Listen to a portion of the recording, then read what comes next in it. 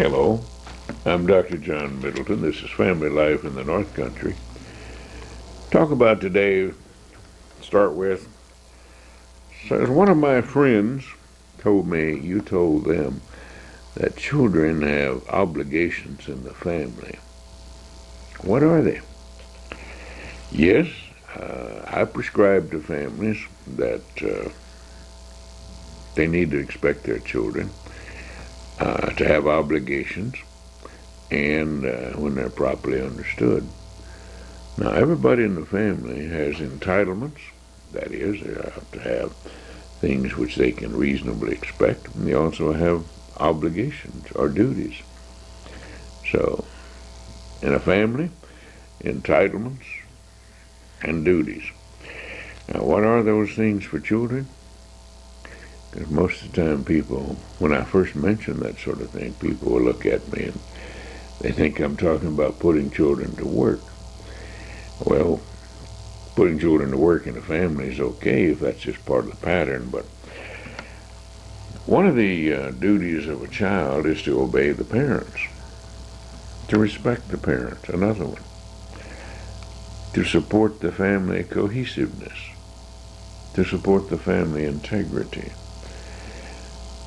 to have family loyalty, to respect the privacy of the family. In other words, there should be in any particular family things that the family can talk about, and children and the parents know that the conversation is going to be kept right there.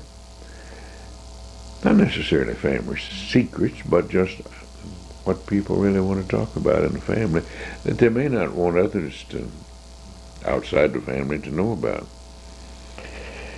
Children should be expected to participate in the family activities.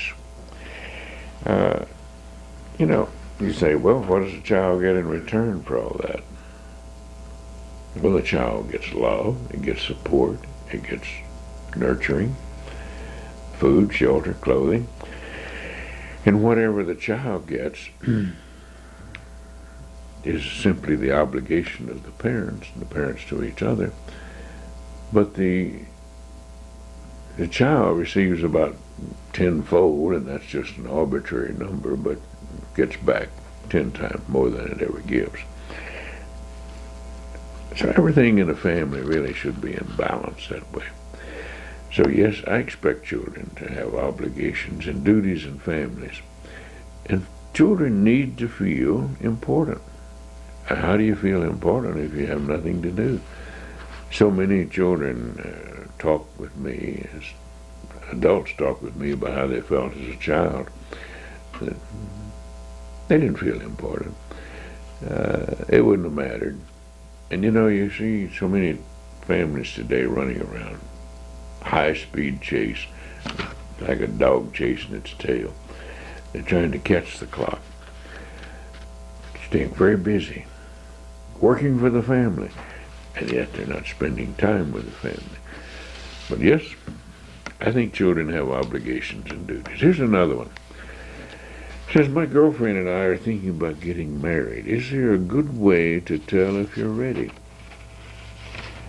Sure. Are you old enough legally? Start with.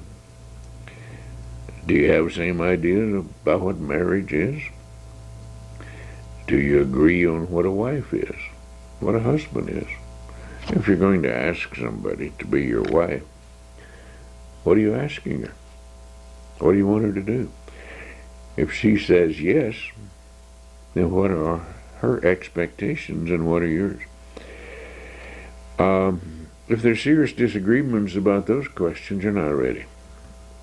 But if there's a basic agreement, the two of you have an idea together, not just saying, well, that doesn't really explain it. Talk about it. If you pass those questions, then go on to the other questions. How does she get along with her parents? I often tell people who are thinking of getting married that if you can't get along with your parents, who can you get along with? So many people say, well, I can't get along with my mother or my father, and they They say that sometimes in a braggadocious way, but that's not a good omen for marriage. Can she plan ahead? What evidence do you have that she can really plan ahead? How does she adjust to problems? Have you known her long enough to know how she adjusts to problems? Some people fall apart when difficulties come along. Does she have a good opinion of herself? Does she have the habit of happiness? You know, some people have a habit of unhappiness. Yeah, we've all met people that way. We don't really want to be around them. But we'd like to be around a person who has a habit of happiness. Is this person you're thinking about marrying willing to be 100% responsible for you, for herself, for the children? And are you willing to be 100% responsible for her? None of this 50-50 stuff. There comes a time in anybody's life when we are totally dependent on others. And sometimes people are totally dependent on us, and we need to have the willingness to be responsible. Are you willing to accept the children? Are you in agreement about children, having children? So many people today don't want to get married, don't have a family, but interestingly, they don't want to have children. What's your life about? Do you and your girlfriend agree on what life is about? Wouldn't it be nice to be married to someone with whom you were in agreement about what life is about, what the philosophy of life is? Think about the opposite. If you don't agree about what life is, how it should be lived, what it's for, set the stage for some problems. She should ask herself all the same questions that you ask her, to really pay attention to the answers. And if you're really in agreement about the answers, you like the answers, yes, you're ready. So good luck to you. And have some fun. Here's another question, a little different.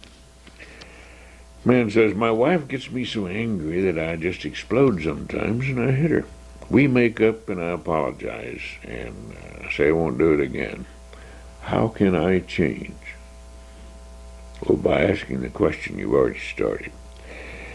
Make up your mind that you don't have to hit her.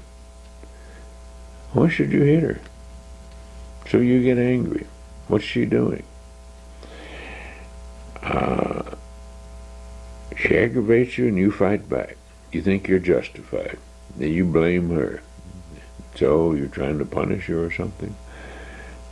What's the purpose in hitting? You know, when people start doing that sort of thing, it always bothers me. Why is she picking on you?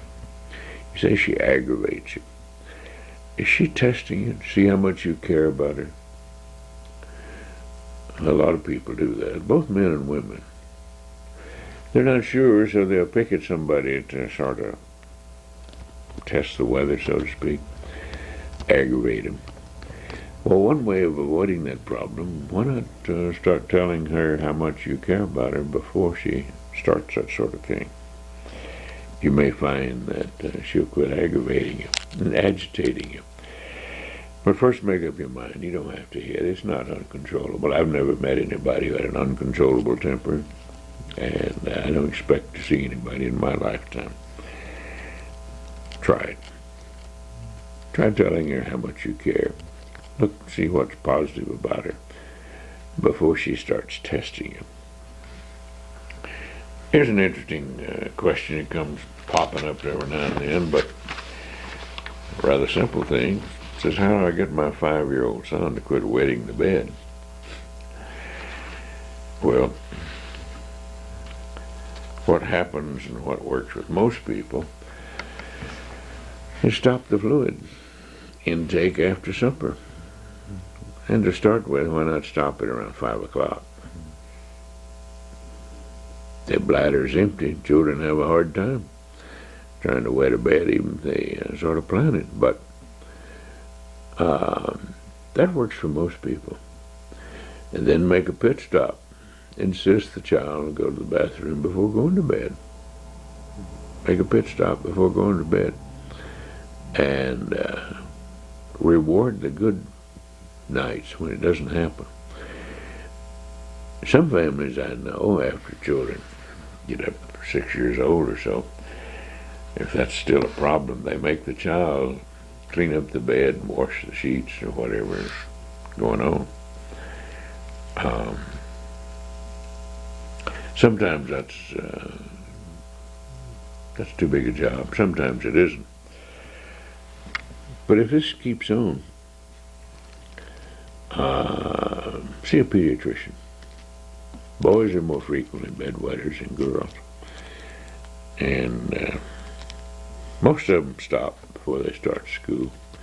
Peer pressure, other kids thinking, talking about it. Oh, you wet the bed. Yeah, you're a bedwetter. Sometimes that'll take care of the problem. If not, see a pediatrician. Here's another one. It says, my 13-year-old son hits his 15-year-old sister. Now, she can take care of herself, but should I let it happen?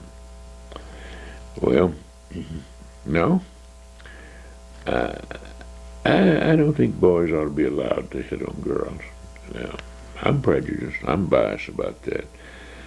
But see, sooner or later, I'm well aware of kids wrestling and scuffling and things like that, and that's fine. That's healthy, like little puppy dogs. But when they start really hitting, sooner or later the boys are going to become stronger, much more able to inflict pain. And I don't think it's a good example. I don't think it's a good pattern.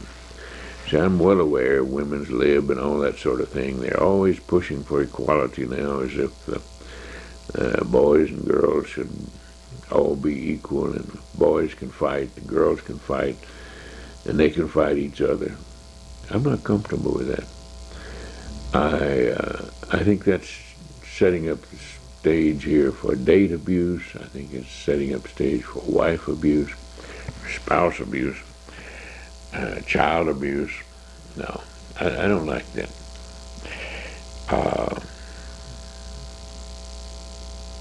I think people should respect authority, not power, in families. They always, after children get up to the age of reason and they can really think through these things, you shouldn't have to exert power to make them behave or make them mind. Well, it's the same thing. It's a natural thing for boys to want to scuffle. And I say that. Maybe it sounds old-fashioned. Okay, I'm old-fashioned. I think boys ought to be allowed to play rough and tumble with boys. And when it comes to hitting and that sort of thing, it worked in my family, and I've seen it, and I've recommended it. I've been around many, many families. I just had some rules. They didn't hit each other in the face, and boys could beat on their arms and things like that with each other, and they'd enjoy it. No problem. Girls? Nah. I don't believe girls ought to be hit by boys. I'm also much in favor of just ordinary kind of politeness, niceties. It's not hard. I try to be courteous and polite to everybody I meet, regardless of age. And I think children should be taught that. And if they're taught that, I think it'll work well. Thank you, sir, and if you please, those magic words. Well, I think they will. Until another time, I'm Dr. John Middleton. This is Family Life in the North Country. Have a good one.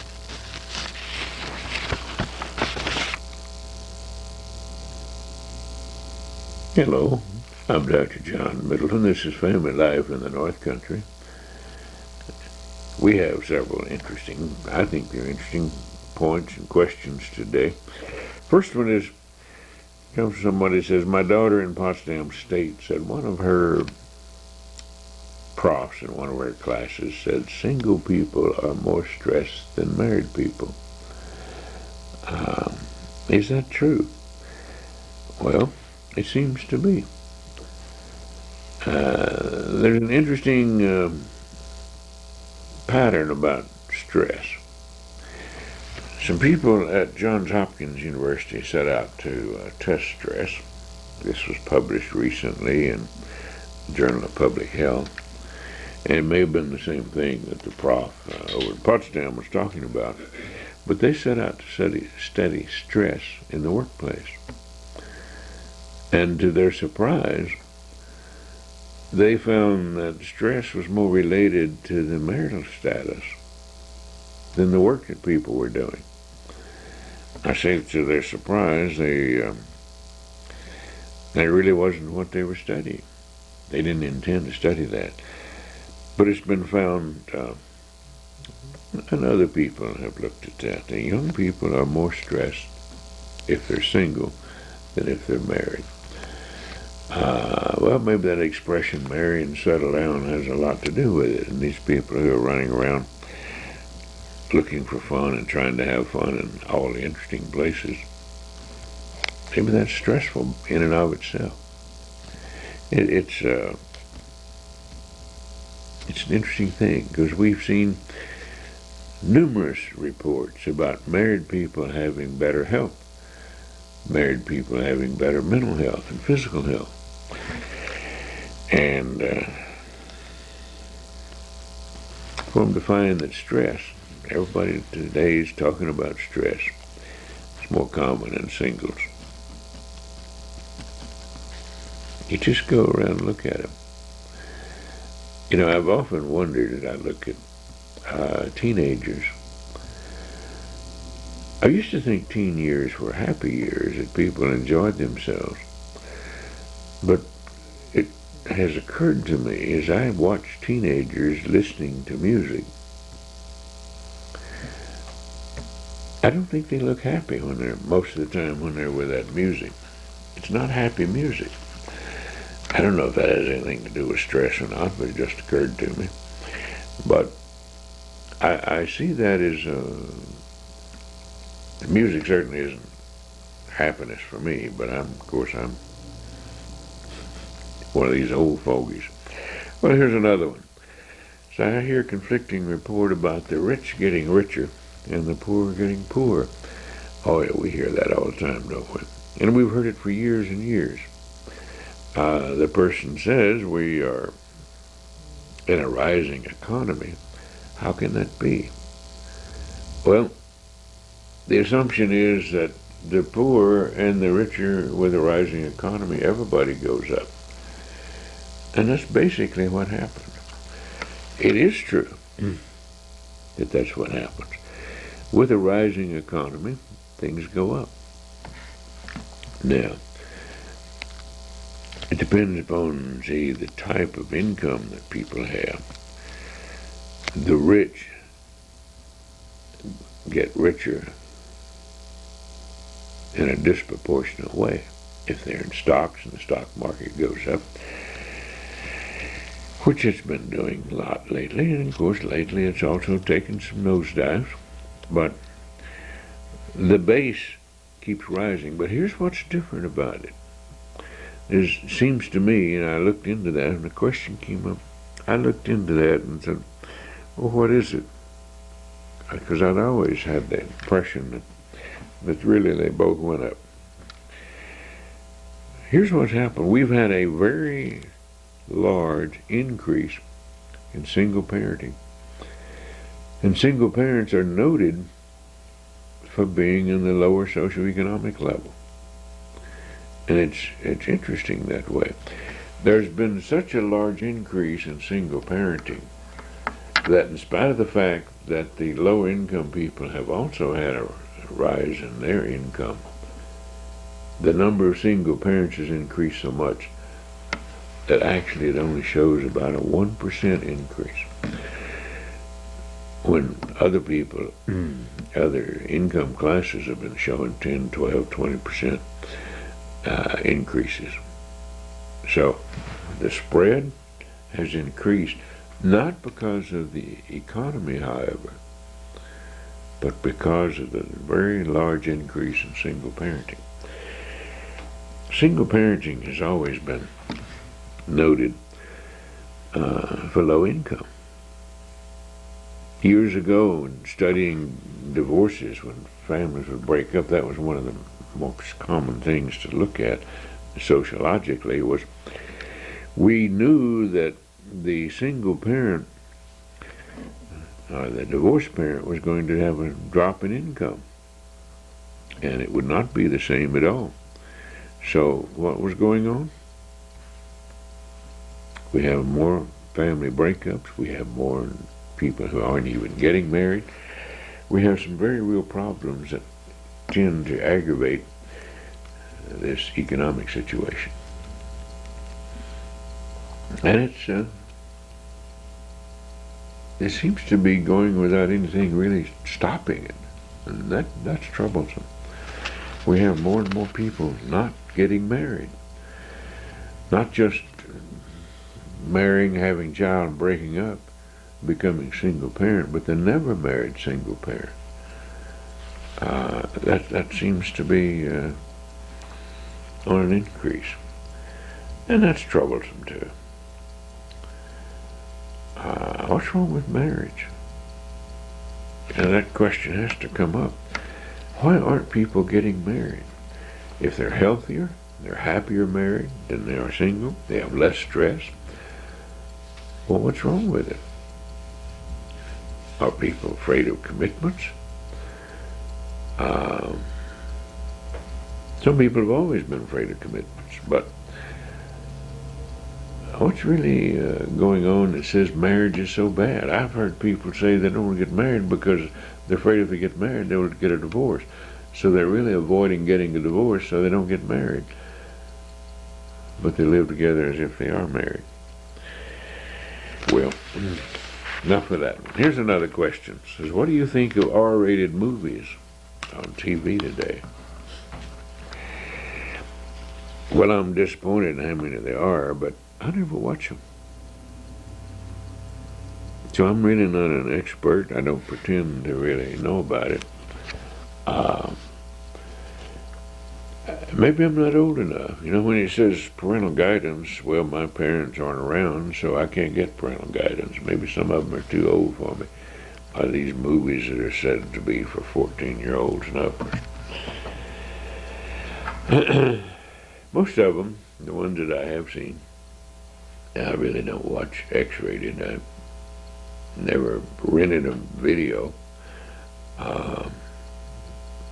on that. I don't rent much video. I buy videos, but what I buy, something I'm really interested in, classics, and most of those things don't really seem to last. They're not classics, most of them. Well, kind of like one time down in the district attorney's office when they were studying pornography. One of my friends, who was a sociologist, family sociologist, was told he was not qualified to be an expert witness because he didn't watch pornography. Rather interesting. Okay, here's another question. It says, I feel better after jogging, and I've been on Prozac. Should I keep on the exercise or give up the medication? I've been on Prozac for depression. Well,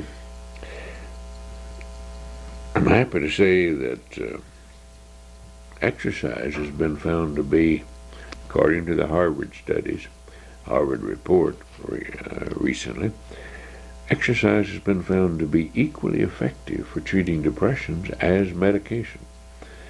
Either one. And interestingly, the report goes on to say that together it's better. So either medication or exercise. But there's some interesting differences there. The people who exercise, you know, they did a very good research project there. People who exercise without medication tended to stay well longer, not have as many relapses. People who just took medication, they got better also, but they had more frequent and sooner relapses. People who had both were better off than either of the other two groups. So it reminds me of the old days before we had psychotropic drugs, those fancy drugs for moods and behaviors. Those came in 55.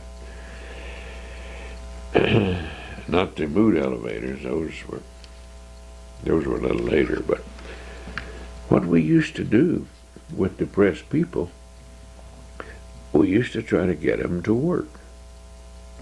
And trying to get them to work sometimes seemed to be really cruel and inhumane. Somebody who's depressed doesn't want to work. We've all been that way. Somebody comes along and says, hey, snap out of it, get busy. Good advice. But we don't feel like it. That's when we least feel like working. But what we used to do in the mental hospitals, first time I really saw this, I was an intern in a veterans hospital. They even tried to use anger to get a depressed person angry. Well, the assumption was that depression was due to anger turned inward. And if you could get the person to turn his anger outward, then you get over the depression. Well, that was the logic at the time. Whether or not it was correct, it worked. But maybe it worked for a different reason than what it was thought to be doing. Just like the jogging, see, when the jogger produces hormones in the brain, same kind of thing that happens when people take the medication, serotonin. Serotonin uptake inhibitors. Okay, the jogger is producing his own serotonin, and getting up and working. If you really work, not just mows along very slowly, but if you really put some energy into it, you're going to do the same thing. So, sure, people who come to talk to me about different kind of problems, if they're depressed, I suggest that they work. And it's a very old remedy. People say, work out of your depression. It works. Get busy. It works. If you swept the floor, sweep it again. Better job this time, a little faster. Keep at it. I remember one time in a mental hospital, I didn't work there. Never worked in that particular one, but the superintendent there suddenly said the mental patients are going to have to clean up their own rooms. Oh, there was a loud outcry. Some of them said, well, my family's paying for my care here and stay. But what he was doing, he was saying being a couch potato or lying in bed all day is the worst thing that you can be doing. Get up and get busy. And he even did that on the geriatric wards. Old people. And it was good for them too. They got up, they got busy, they felt better. We all know that works. Works very well. And there's no end to it. It's activity, interest. When you start doing something, you remember the old expression, are you afraid because you're running, or are you running because you're afraid? When you start working, you become interested in your environment. Do you see the world around you because you're busy doing something? Does it get better? Are you getting better and therefore you start seeing things around you and become interested in it? Well, either way, it goes together. People who are depressed, find yourself getting depressed, work, exercise. Some people today have a hard job finding work. their biggest labor is picking up something like this all day long, or punching a keyboard. Well, that can be tiring, it can be stressful, but it's not physical work. So the plain old idea, get out there and push it, work. I try to practice what I preach, and it works for me. Is that a good word to say? I work and it works for me? Well, it seems to. Seems to work for everybody else too. Try it. So the person who talks about working in depression, get out and try it. You're going to find that real work pays off in a lot of different ways. Until another time, I'm Dr. John Middleton. This is Family Life in the North Country. Have a good one. We are. Hello, I'm Dr. John Middleton. This is Family Life in the North Country. To start with today, it says when people are in love, that's a good topic to start, isn't it? And are ready to be engaged, why should they not do a trial marriage to see if they're really compatible? Well, you know, I hear people, even some priests and preachers, rabbis, tell people to do that. And it's very disappointing. There are several reasons why people should not try trial marriages. Number one, it's not a trial marriage. It's not a marriage. Here's what happens. And the findings come in over and over again. I was thinking about it the other day. And this question came up, and I was involved in some kind of conference conversation, and Robert O. Blood, in a book about the structure of marriage and family. I guess that book is now about 35 years old, but he was reporting on studies that were done well before then. And he was saying the same thing in a book then, that studies of people who do trial marriages, what happens to them? Well, the very latest studies, just supporting what was found 35, 40 years ago. Number one, they don't last. They break up quicker than those people who didn't do a trial marriage. There's more divorce rate. There are more extramarital affairs, and of course that fits in with the divorce rate. But the people who do a trial are also more likely to have extramarital affairs.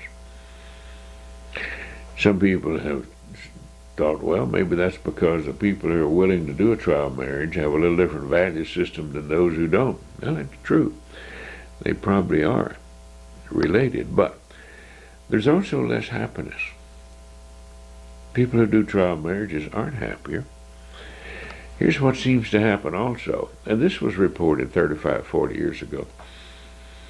Same thing today, that the level of the commitment, the level of the relationship is at the time people start that, doesn't seem to improve. I'm talking about as a group, of course. The degree of emotional bonding, attachment, when they start a trial marriage. And maybe what's related there is the people knowingly are saying this is a trial. If it doesn't work, we can get out of it. Maybe that's what's a factor. But there's another one. Simple kinds of things, you know. We all like pageantry. We all like parties and things like that. Excuse me. I've heard some very real concerns. Some people say, well, what do you give to somebody for a wedding present if they've been living together for 3 or 4 years? That's a lesser thing. That's the marriage ceremony.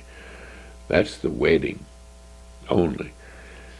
That's really not the marriage. But the blurred enactment is what Blood called it 35 years ago. The blurred enactment. In other words, the rite of passage, the ceremony of going from single life to a married life. It is kind of fuzzy. And really it makes mockery of church weddings. Most churches teach and believe that people should not be engaging in premarital sex. They shouldn't be having child marriages before they are married. Now, most of them. I'm well aware that some of them say, oh, come on in, and the more the merrier, group marriages, whatever, the whole thing. But most of them are not that way. The Judeo-Christians are not that way.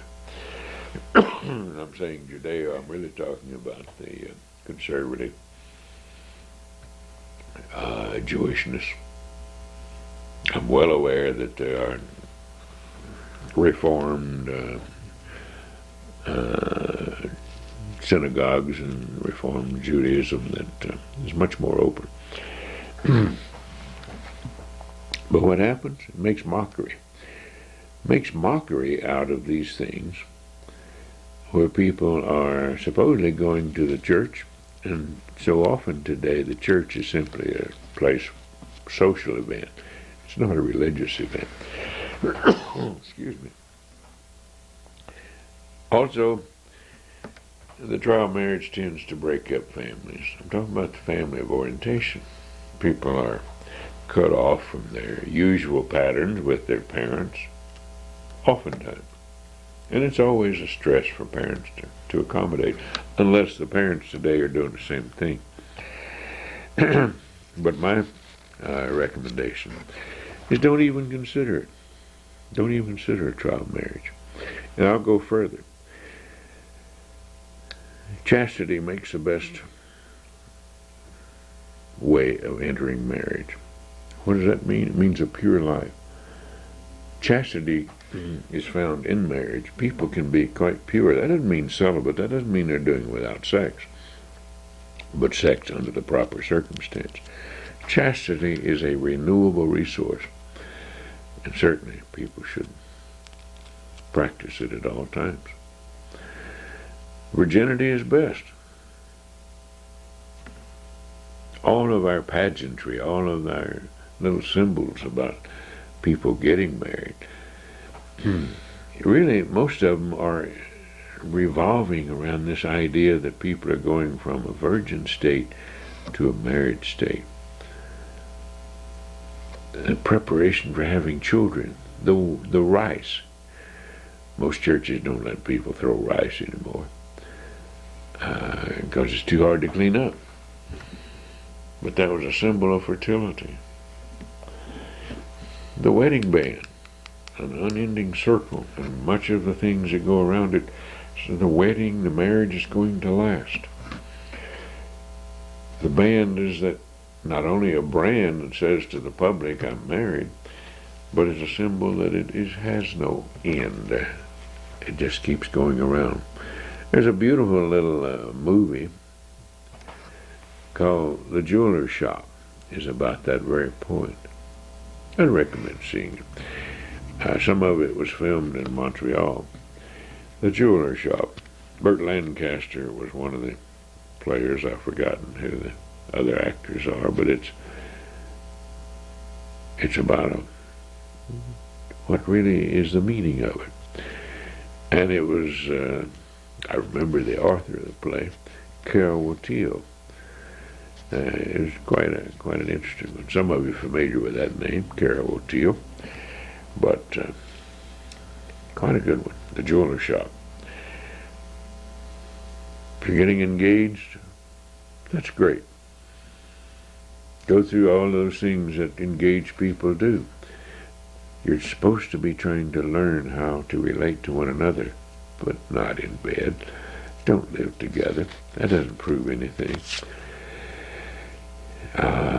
Except that you're too eager to jump in bed. People who jump in bed, the quicker they jump in bed, the less bonded they are. That's not a good thing. Well, have I harped on that enough? Here's another one. It says, my daughter, who's now 16, claims to remember when she was 2. First, is that possible? And how accurate is it? Well, of course it's possible, but most people don't remember much before they're 4 years of age. And perhaps because there's not enough maturity in a part of the brain that seems to record what memory is all about. But memory is a complicated thing. See, we have a memory for time, we have a memory for events, we have a memory for sounds, we have memory for feeling, we have memory associated with all of our senses. And different parts of the brain are involved in this. Some people seem to have very poor memory, comparatively speaking. Others, good memory. And the person who put the question in, is it possible for the 16-year-old to remember when she was 2? The question also involved, or it could be that the daughter heard people talking about things and then thought it was her memory. Yes, that happens to all children. All children hear people talking about things that happened to them when they were younger. And of course that becomes part of memory. And most of the time, they can differentiate it. Well, this is what so-and-so said about me, but I don't remember doing that, or I don't remember experiencing that. And then we all are prone to fill in the gaps. We fill in what we don't remember. It's reputed to be most often something that old people do, confabulate. But young people also do it. They start to tell a story and they don't remember the details, but they remember what should go into that. And then they think later that that was their memory. So they remember the story they told, and that later becomes folded into their memory. And we all have fantasies. We fantasize about things happening and not happening. And our fantasies then sometimes become part of our memory. And we daydreamed about something and we think of something that's really interesting, and well, that becomes our memory. Memory is something that's, I think, very interesting to study. I'm in the process of trying to learn a little bit more about it, but I've been doing that for many years. I used to give memory tests, the Wechsler memory test to see whether or not people were losing their memory. Here's an interesting question, sort of a sociological thing. It says, suppose we had a real depression in this country. Can family life survive? Yes, not only would it survive, it might even become richer. When people become dependent on each other, that seems to improve the relationship. People become meaningful. I don't recommend having a depression to improve family life, but it certainly is possible. And not only would family life survive, but it would become probably much more important. When people lose jobs, where do they go? Excuse me, when people go through temporary economic crises, what happens? They usually go back to the family. And so much so that I call them the bungee kids these days. Kids grow up and they leave home and then boom, they snap back like they had a big bungee cord. Some families are very strong that way and will support each other. Others say, hey, it's your bed, you made your own bed, you go lie in it. Here's another one. What do you think about school shootings and what would you do about them? School shootings are kind of sad, aren't they? I'm very prejudiced about those things, but that's not anything new. Everybody knows I'm prejudiced. I have opinions, and some of my opinions are based on observations, others study, some a combination. But I grew up in a time where everybody, no boy thought himself properly dressed if he didn't have a pocket knife, carried a knife. I grew up where guns were all around places. People didn't think about shooting, hurting each other. All the kids had knives at school. We played mumblebee peg. We threw pocket knives. We played as one of the games we had. You were expected to have a knife. It's just part of your equipment. Part of being dressed. I think people are accountable for what they do, And there are a lot of different reasons why these school shootings happening, and one of them I think is copycat and one-upmanship. Or somebody does something, it's in the media, so somebody wants to improve on that. Well, what's really the basis there? People are looking for attention, people are looking for mastery, recognition. These things happened a long time before guns came along, school shootings. And I think we all know, and probably most of us can remember when we were kids, we like to break into the system, whatever it was. We like to fool the system. Parents say you can't do thus and so. Maybe we'd never tell the parents, but we'd like to prove that we could if we really chose to do so. Didn't mean that we'd disrespect the parents later. We'd probably find it and follow it. So I'd cut out about 90% of the violence, cartoons and movies, shows of all kinds. That's what's really a big difference. Violence is taken on something that it's a daily thing with people. Saturday morning cartoons on television. I don't watch them. I can't. I don't like that stuff. Violence is terrible, and some of these things are so violent and showing so death, and they get so realistic about it. A few of us who've been up close to death a number of times and seen people who've been hurt very badly. But I don't think we want to see that stuff. We deal with it, we handle it, we work with it when it happens. But that's not something we are really interested in. I think violence is part of the culture. We have a culture of violence, and I think that's what we're really seeing in schools. Sure, people say that I'd be in favor of censorship. Yeah, I would be. I'd censor a lot of that violence right out of its existence. You look at some of it, it's not part of a storyline. It's just an act of violence to be violent. Same way with a lot of the nudity and the sex.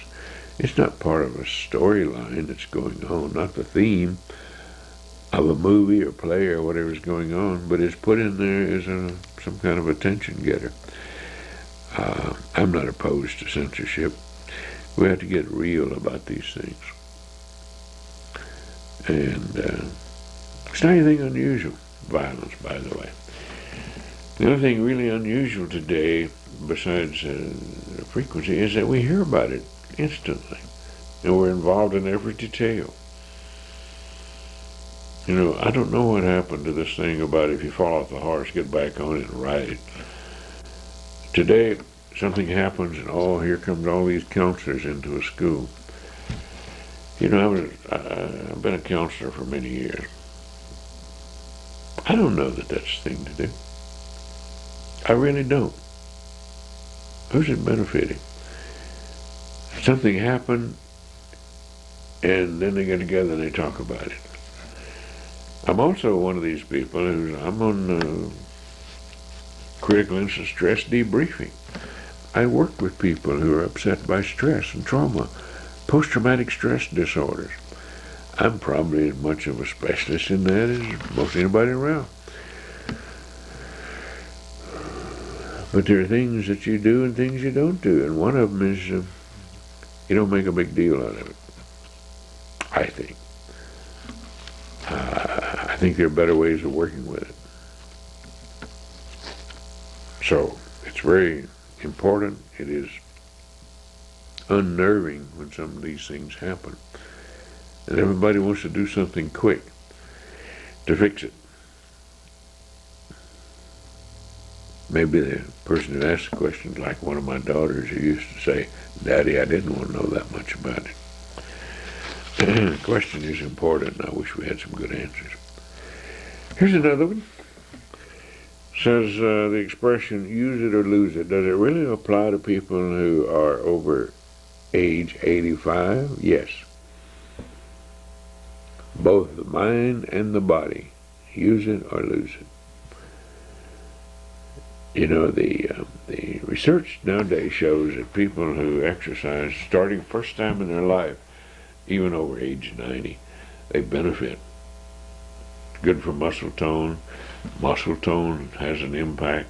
It's good for the mental health. So yes, if you don't use a muscle, nature's going to bring it back. Nature's conservative. Mother Nature doesn't really want to waste anything. You have a bunch of muscles and you're not using them, Mother Nature will say, well, give me back all those places of energy consumption. You're not using them. Perhaps same thing in the mind. We need to get interested in things. We need to be interested in life. When you woke up this morning, did you think about what a terrible day it was, or did you think about what a nice day it was? First, you're alive, and that you can count your blessings for. Now, what are you going to learn today? Are you going to learn something new? It's eager and interesting, the life when you're learning something. Most everybody wants to learn something. And sometimes we learn from where we've been before. Look at it a different way. We go down the pathway and we see the rose from a little different angle. Take time to smell the roses. Use it or lose it. You know, I have fun sometimes reading books. Here's a book I read, looks like it too. I read this book in 44 and 45, practically memorized it, The Human Mind. I find this book very interesting today because I read it and I try to think, what was I thinking about when I read it the first time? This is a book about psychoanalysis and psychiatry, and a very good one. And I had a very interesting conversation recently. I had the opportunity to visit with a man who knew the author very well, worked with him for a number of years. And it was fascinating. Was there something new about that? Well, it was new because I was looking at something from a different angle than I'd looked at it before. And I'd recommend that for anybody. Use it or lose it. Some people like to use the crossword puzzles to keep their mind active. That's great. Reading, studying, taking up new hobbies, new interests. So yes, the question about is it true about people over 85? Any age. Try it. You'll enjoy it. Have a good day. I'm Dr. John Middleton. This is Family Life in the North Country.